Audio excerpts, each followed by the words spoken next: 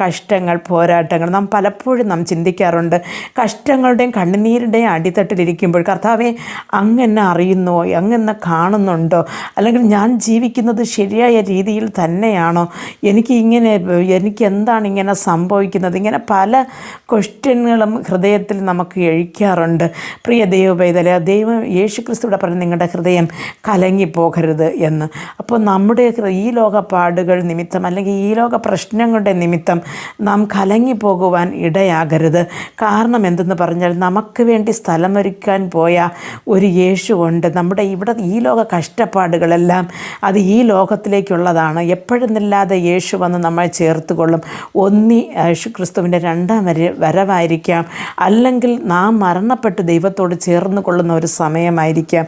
അപ്പോൾ അതുവരെ യേശു ചേർത്ത് കൊള്ളാൻ വരാം എന്ന് പറഞ്ഞ യേശു വീണ്ടും നമ്മെ